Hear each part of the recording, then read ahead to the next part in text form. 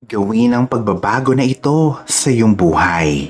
Ito ay sa oras bago ka matulog at ang daloy ng kasaganahan sa pera ay mag-uumpisang pumunta na sa iyong buhay. Paalaala lamang na ang video na ito ay para lamang sa handang ilaan ang ilang minuto nila para makinig. Ikaw ay may positibong pag-iisip at lubos na paniniwala sa mga ganitong pamamaraan sa buhay. Ngunit kung ito ay hindi sang-ayon sa iyong kalooban at paniniwala, ay mas mabuting i-skip mo na lamang ang video na ito.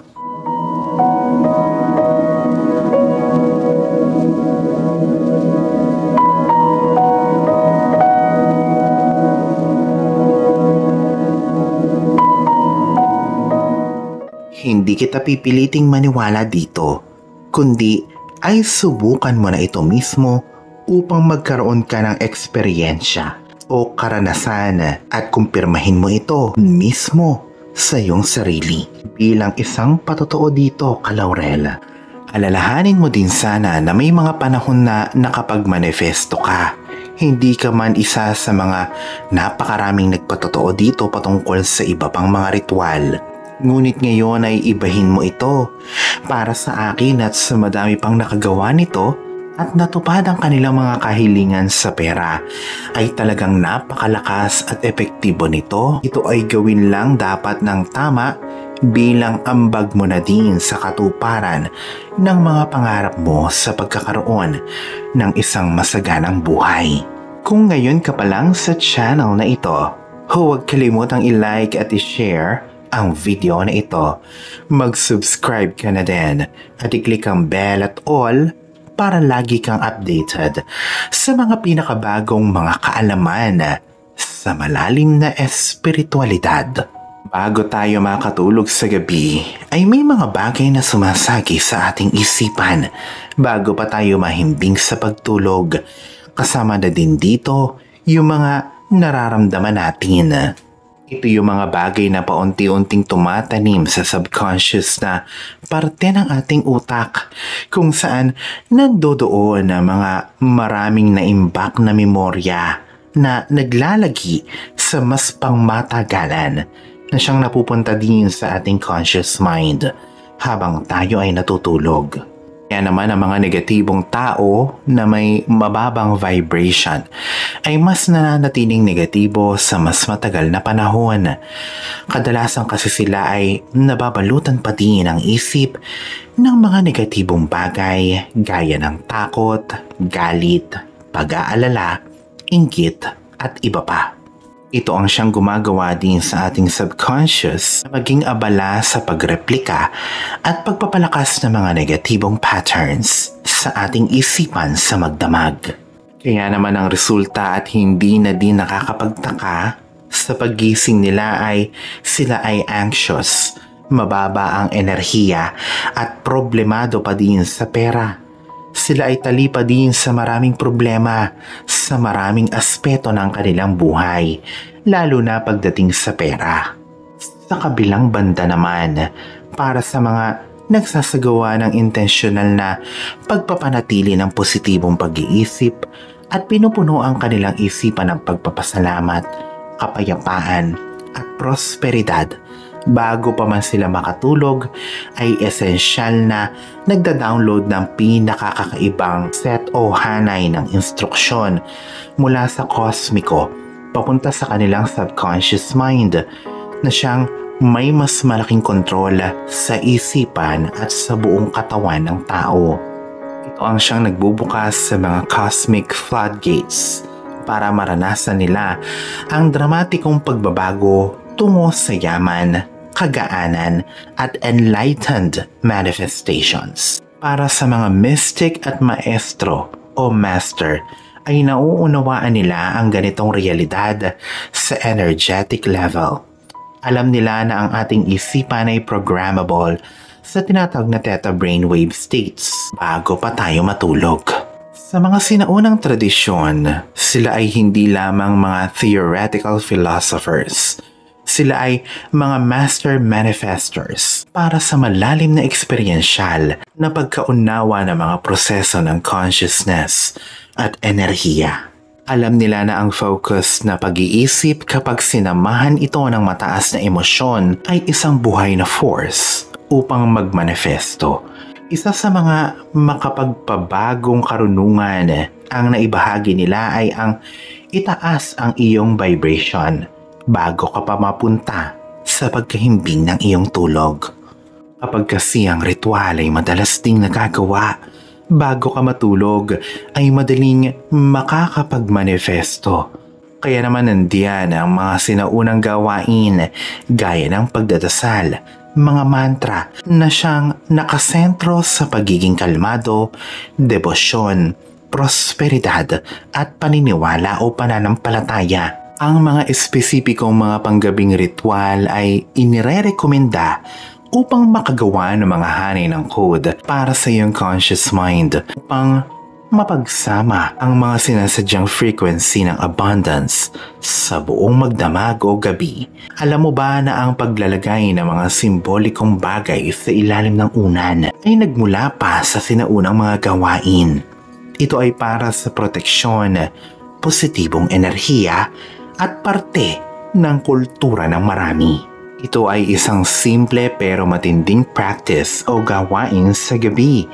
Ang ilalim ng unan ay nilalagyan ng mga simbolikong representasyon ng kanilang mga mithiin sa buhay.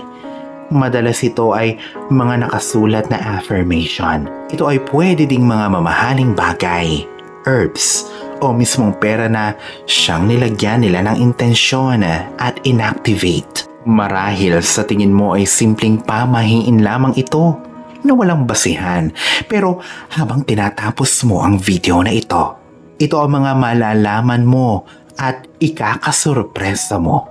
Sa totoo lang ay may mga nakamamanghang metapisikal at electromagnetic na pagbabago ang nakapaloob sa gawaing ito. Ang sinaunang ritual na ito ay mayroong malalim na transformative power para sa mabilis na pagmamanifesto ng kayamanan at prosperidad sa karanasan ng isang tao. Gaya ng paglalagay ng laurel sa ilalim ng unan. Bakit ba ang paglalagay ng mga bariyang pampaswerte o simpleng perang papel ay isang huwarang teknik o pamamaraan ng pag-akit ng abundance o kasaganahan? May mga metaphysical na prinsipyo at mga dynamics sa enerhiya ang nakapaloob dito na siyang kumikilos. Mga resonance at energetic transmission sa quantum na level at sa malinaw na pagpapaliwanag at madaling pagpapaunawa sa iyo. Ang bawat emosyon at iniisip natin ay may unique na vibrational frequency. Ang mga bagay gaya ng unan o anumang nahahawakan ay may unique na energetic signatures. Sa pamamagitan ng mga pag-display ng mga bagay na rumerepresenta sa mga kahilingan mo gaya ng simpleng perang papel sa ilalim ng unan mo, ikaw ay lumilikha ng isang resonant energy kasama ng sarili mong mataas na vibration. Sa ganitong paraan, ang mga bagay ay nai-tune sa isang espesipikong frequency na inactivate mo ng sariling pag-iisip at sariling energy field mo o yung aura mo. Ito ang nagbibigay daan upang kumalat o ma-broadcast ang kaparehang intensyon ng kasaganahan o abundant intentions at harmony papunta sa iyong subconscious mind at biofield. Sa magdamag sa iyong pagtulog, ito ay natural na mangyayari na ang isang energetic transmission o download ng mga code na ito ng prosperidad na siya talagang napupunta sa kaibuturan ng iyong isip at katawan na lumilinya sa kasaganahan. Marami sa atin ang nananatili sa ganitong sitwasyon. Sila ay nababalutan ng pagdududa, takot at yung mga matatagal ng scarcity mindset na siyang naiproprograma sa kanilang mga isipan. Ito ay mas tumataas pa ang enerhiya sa buong gabi o magdamag sa kanilang pagtulog. Kung ikaw ay ayaw gumising na napupuno ng pagkabahala o pagiging anxious sa pera o manatili sa kasalatan, Ang simpleng paglalagay ng simbolismo na siyang nagtataas ng iyong vibration ay ang siyang magdadala sa iyong sarili upang ma-realign sa frequency ng abundance. Sa oras na kumonekta ka sa mga representasyon ng prosperidad na ito, ay sinisira mo ang scarcity mindset at siyang nagre-redirect ng iyong focus papunta sa elevated o mas mataas na frequency. Siyang sinasalamin ng mga bagay na yon. Tulad ng isang makinarya, ang iyong subconscious ay nagre-recalibrate papunta sa walang katapusang kapositibuhan at mas umakit pa ng kasaganahan sa patuloy na pagsasagawa nito. Ang isa pang napakalaking hadlang para makita ang resulta ng ating pagmamanifesto ay ang kawalan ng consistency sa ating mga gawain. Tayo ay gagawa ng affirmation at visualization sa ilang mga araw lamang upang manawa at umalis sa energetic momentum. Alalahanin na para lamang ding itong pagpapaganda ng sariling katawan, kutis o pag-improve ng sarili. Ang mga ritual ay hindi lamang ginagawa sa ilang mga araw, kundi ito ay patuloy na ginagawa hanggat hindi pa nakikita ang pinakamataas na potensyal at resulta nito.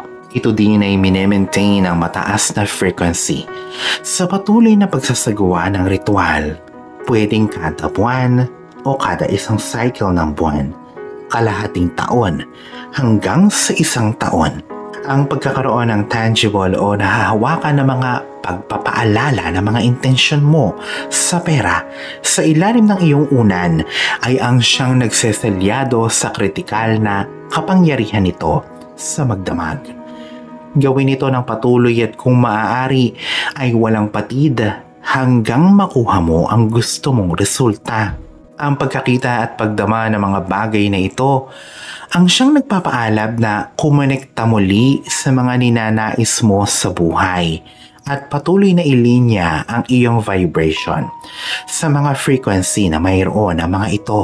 Ito ay ang nakakatulong na ma-trigger o ma-switch. Ito na siyang itinutungo ka papunta sa iyong mga aspirasyon. Sa paglipas ng panahon, ang habit na ito kada gabi, ang energetic resonance ay mas pumapasok pa sa iyong subconscious programming na siyang exponentially na pinalalakas ang iyong malikhaing pagmamanifesto sa pamamagitan ng pagsasama ng mga prinsipyo ng energetic transmission.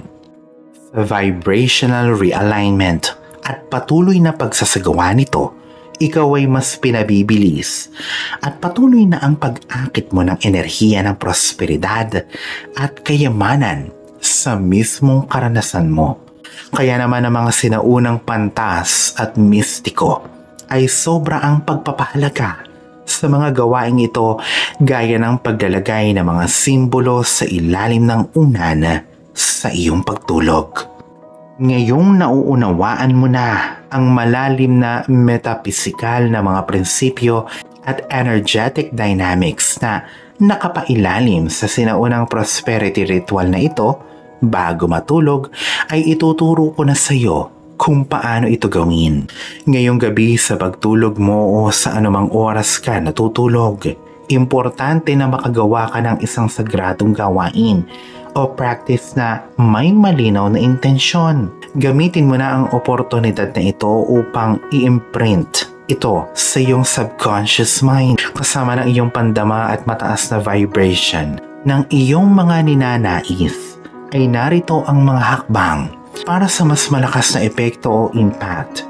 Kumuha ng ilang sandali sa bawat gabi o bago ka matulog sa anumang oras na isulat ang iyong malinaw at pinalakas na affirmation na pangungusap.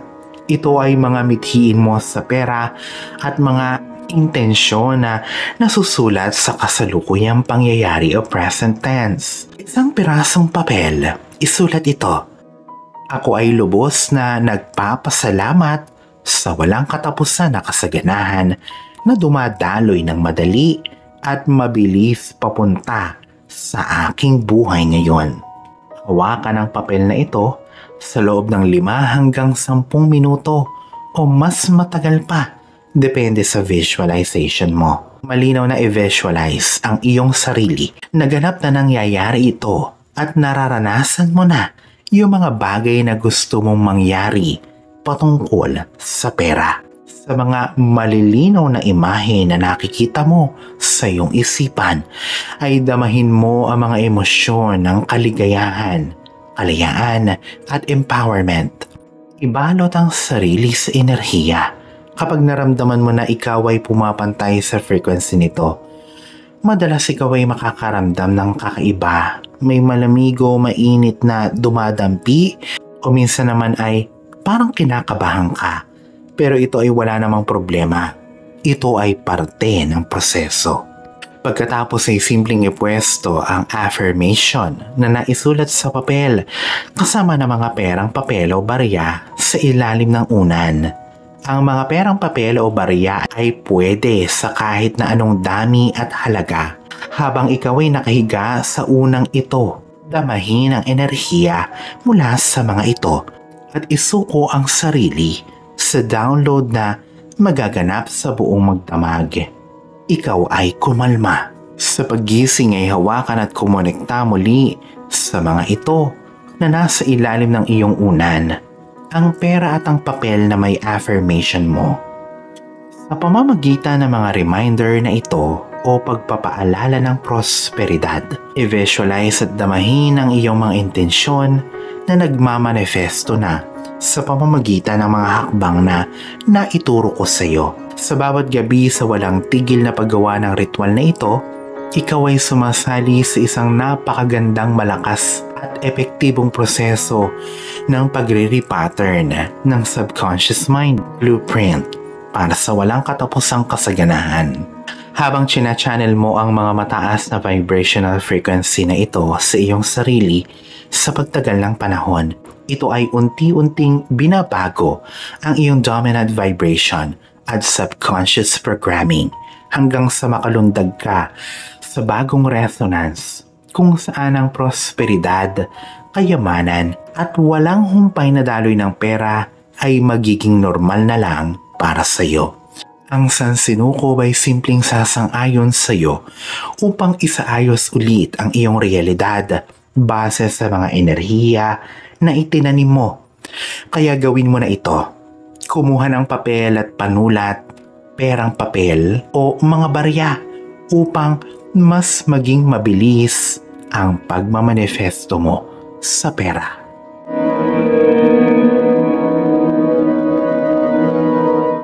Alalahanin na sa poong may kapal pa din, nagmumula ang lahat ng pagpapala, ang kasipagan at ang kabutihan sa ating kapwa kasabay ng buo mong pananalig sa may kapal. Ang siya pa rin na dapat ay manaig. Ang mga ito ay mga gabay lamang. This is Fiddle Rosario. Thank you for watching.